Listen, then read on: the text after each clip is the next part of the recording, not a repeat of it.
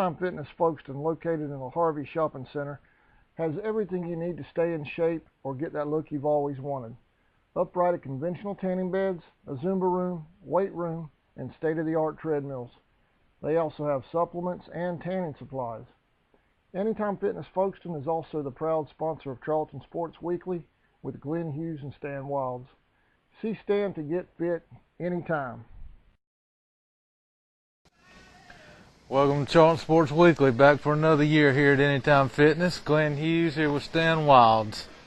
That's right, another year of kicking off some school sports. Rec sports is kicking back up. Right, like I said, we rec just football, so everything's in full swing. Like I said, kids got the pads and started hitting each other yesterday. So don't have a definite starting date on them yet, but it's probably near the end of this month we'll be kicking off with the rec football. Sounds good. Like I said, rarity. I don't know if it's a small class or whatever, but last year we didn't have any 9 and 10-year-olds, and this year we don't have any 11 and 12-year-olds. So we don't have an 11, 12-year-old team. No, I think we got 2 7 and 8s and either 1 or 2 9 and 10s. I'm not over there enough to know, but well, that'd just make your Saturdays a little shorter. Oh yeah, right. But anyways, talk about some Charlton County Maiden softball. Right. I know this is the first show, but they've been going on for a couple weeks now. They've played in several tournaments. Come home with a trophy every time anyway. They came home with a trophy. It's been about almost a month ago in Brantley County. And then last weekend over in Brunswick in Glenn County. They also went to Baconton and actually won that tournament. That's right. So that's right. I think they're about 12 and 6 somewhere in there. I just looked at the schedule a while ago, right, and seen the record. You're right, though. I think it's about 12 and 6. I know they went to Turner County last night and they ruled Turner County in 5 innings. I think it was 16 to 3. 16 to 3, I believe was the score I heard. So tomorrow they're on the road to Telfair, I believe. Telfair County tomorrow. They have a JV and varsity game. Right. So they'll be over there.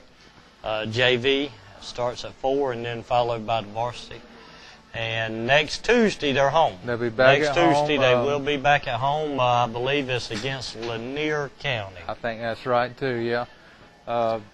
CharltonSportsNet.com will be filming it. There's also a middle school football game that day too. So one of them will be live, one of them will be tape delayed. So not sure which one's which, but you'll get you'll get to see it one way or the other.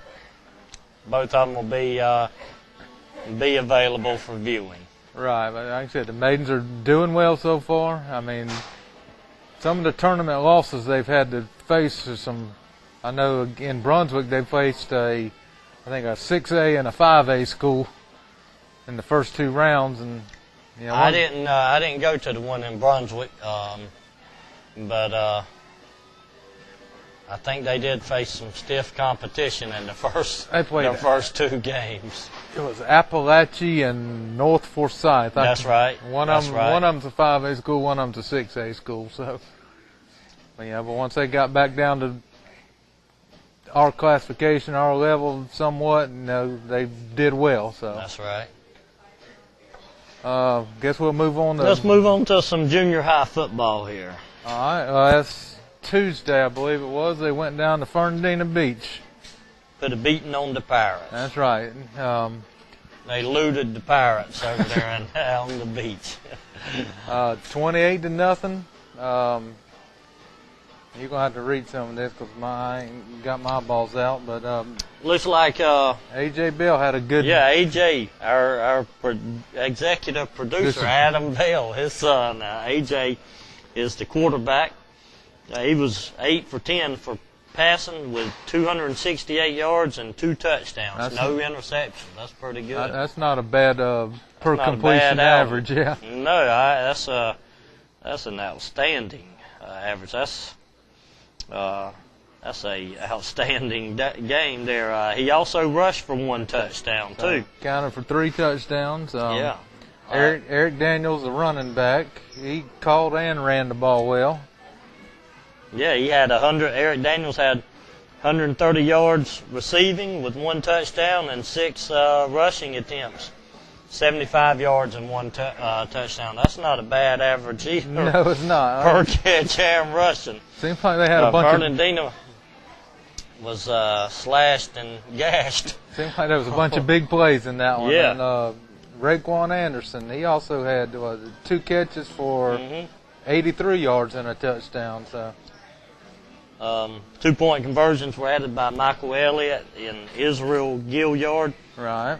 And Emmanuel Williams had two rushes for 40 yards. He's got a 20-yard average. I'll take that. Yeah, he's got a 20-yard average. Let's see if we had any defensive stalwarts I had here. a couple interceptions, I believe, during the game. Raekwon Anderson and Jeremy Robertson each had interceptions, and it says here the leading tacklers were Eric Daniels, Eric Milton, Emmanuel Williams, Noah Prescott, Devin Chastain, and Israel Gilliard, and held the Pirates to 30 yards of total offense. That's pretty much a dominating game right there. 7.5 yards per quarter. So they probably didn't even give up a first down. And that's a total offense, 398 yards for Charlton County, 30 yards for Fernandina Beach. The Pirates' future doesn't look bright over there on the island, does it? But ours does. I know this Saturday we've got basically a 6th and 7th grade game against Bacon County here at Indian Field. I think it's a 10 o'clock start in the morning, rec time start. You got to start that early so everybody can watch college football. That's right. Starting at noon.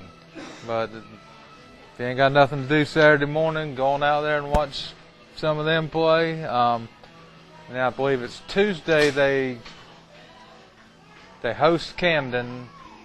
So they host Camden Middle here. Camden Middle here, so they'll probably get a better idea of what they got that game. Yeah, because we know Camden, they may beat them here, but if we ever have to go over there, you know they're going to combine some teams. So, just saying. But really, that's probably it for this first segment, and we're going to switch on over to our student perspective. Seth Beasley, he's got a little part in here, so we're going to go to him right now. 60 seconds with Seth. Isn't that the new segment? 60 seconds or a little bit more, maybe. That's right. The Folkston Pharmacy, your original hometown pharmacy for over 45 years, is a proud sponsor of Charlton Sports Net broadcasts. Folkston Pharmacy accepts insurance from most local employers, including the City of Folkston, Charlton County, Babcock and Wilcox, AJM, Charlton Memorial Hospital, and many others. The Folkston Pharmacy wishes the Indians best of luck this season. Okefenokee Rural Electric Membership Corporation has been providing quality electric service at a competitive price to residential, commercial, and industrial customers in southeast Georgia and northeast Florida since 1939. For tips and advice on how to save electricity and stretch your energy dollars, call 1-800-262-5131 and speak to your marketing representative. We are a cooperative owned by those we serve. Welcome back to Charlton Sports Weekly. Time to talk a little Indian football finally. That's right. Big win, opening weekend win this week. 34-6 was the final against rival Brantley County. So took care of business as usual. Still 27 years and running, I believe, is the count since Brantley beat us. I think it's been 1987. 87. I was a freshman. I was on that team. I was on the last team that Brantley beat us. Oh, well. Don't look like that streak's going to end anytime soon. Right, but like I said, we let our all-passing attack let it fly the other night. I think we threw it 53 times. Trae Harrington passed for 360 yards, 5 touchdowns. Still had several drop passes. Our stats could have been a whole lot better, so hopefully we can improve on that part. Trae looked good. I left the game about the beginning of the fourth quarter. It was well in hand, right. But Trae looked like he had majorly improved over what he ended at last year. Right. Curt Nixon was very impressive catching the ball. Curt had a tremendous game. He caught 8 passes for 208 yards, which tied the school record. DJ Donnelly said it, I think, several years against ago. Fitzgerald. But 208 yards, that's a bunch of receiving yards. Had a long 91-yard reception. The 91-yard touchdown is the longest pass play ever in school history. How about that? But he had a 90-something. I didn't know that. He had a 60-something yard touchdown, and he had another shorter one also. So he had 3 touchdowns to his credit. Another receiver, his stats wasn't big, but I was real impressed with him on special teams with Scott Burchall. Scott is a good short yardage possession receiver. He's probably not going to get you a whole lot of yards after the catch, but if you need so many yards, 5 yards, 6 yards, he's good for it. But I was real impressed with him returning punts. Right. He's solid catching the ball. He looked like even with some pressure in his face, it didn't bother him. And he even ran well after on the return also. And the biggest thing on punt returns is you just want somebody back there who's going to catch it. Whether you fair catch it every time, that's fine. Save the yards. You don't want it bouncing and going 20 more yards down the field. So he done a good job. We don't point out a lot of special teams play. Right. We will on another kid later on though. All right. Davron Reed, he had a touchdown pass, and also Tevis Dasher caught one. Right. Defensively, I'm trying to remember these off the top of my head. Will Gallant, well, overall, according to the coach's stats they sent me, we had 9 quarterback sacks on the night. Really? Will Gallant had 4, which tied the school record. Tied Norris Woods. I know it's killing Norris. He's held that record since about 2001, I think. I noticed Will played good. Another kid that I noticed played real well was Drake. Lance Thompson. Oh, Lance. From his middle linebacker position. Drake Gillis impressed me. Number 55, I can't think of his name. Tion Burrows. He was real impressive. But Drake, he was right behind Will. He had 3 sacks of his own. So oh, really? Between those two, they had 7. Lance Thompson and Julian Roberts were the leading tacklers. They both had 6 apiece. Another kid on defense, and I think he may have been filling in as a. I can't remember the name. I'm having a senior moment here. Brandon Dale. Number 12. I can't remember. I was trying to think of the player he was filling in for, but Brandon, I seen him break up 2 or 3 passes. Played excellent. He's one of those kids that there's not that much of a drop off, if any, between the starters. So the coaches now, I know they'll feel comfortable plugging him in at any of the linebacker positions. T.J. Wilson, TJ, that's who I was trying to think TJ's banged up still, so Brandon played again in the Pierce scrimmage and played well, and he played well again Friday night. Yeah. So we had a couple interceptions on the night. Scott Burchall had one and then Tevis Dasher also had one late in the game that halted a Brantley drive. And he did what an outside linebacker supposed to do, went out into the flats and picked it off, and he ran it back about 60-something yards, I think. Good. So, I must have been gone when that happened. This was the first time I was able to leave. This was the first game I didn't have a son on the field since the state championship game in Dublin, if you can believe that. You didn't have to wait around. I didn't have to wait around. And it was kind of a liberated feeling, man. I mean, I'll be honest with you. I didn't know what to do with myself, but I'm still rooting the team on hard, Overall, it was a good effort. Especially defense, I think, played really well. Offense, Offense sputtered in the beginning, but once they got to clicking, they started if they hitting can on get all cylinders. when they get down in the red zone, if they can just go ahead and get points on the board instead of turn it over on downs or turnover. So I forgot one more kid I was going to mention, the special teams, Thomas Johnson, PAT kicker. yes, Just moved in. His parents moved from Germany, soccer kid. His parents have been in the military, Yeah. so he's come in and gave us something we haven't had in a while. A place kicker. And he was a perfect 4 for 4 the other night, and probably could have went 5 for 5 if we could have got the last one off, but Yep.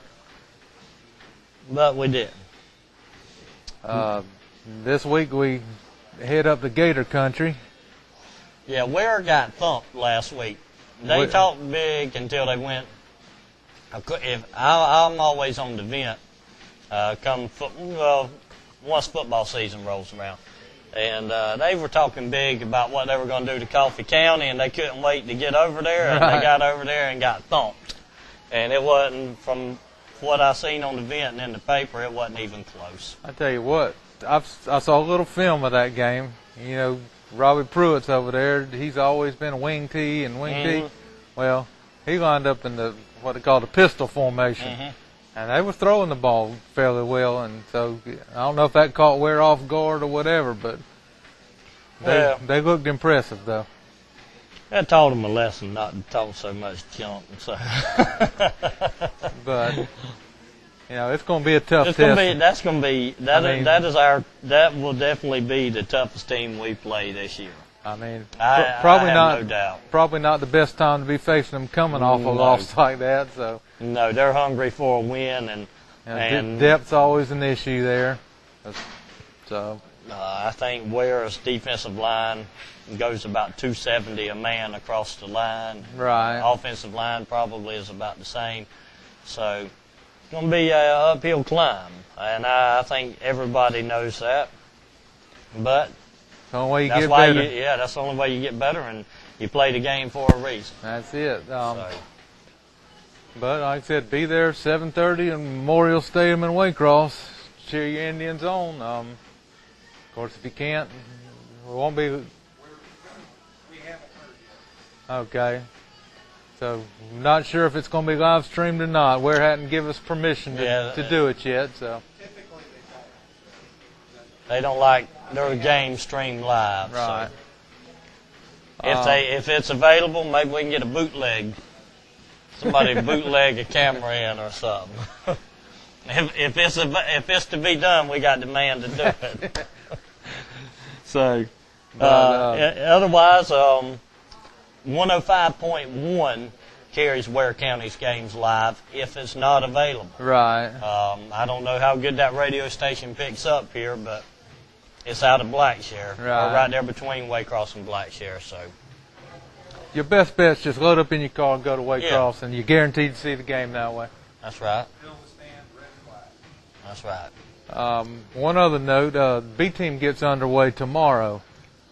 I think originally they were scheduled to play Brantley County on the schedule, but I think that's been kind of... That's probably canceled after the events of last Friday. I got home last night from work and had an email from Coach Mack saying that they are going to Baker County 6 o'clock tomorrow.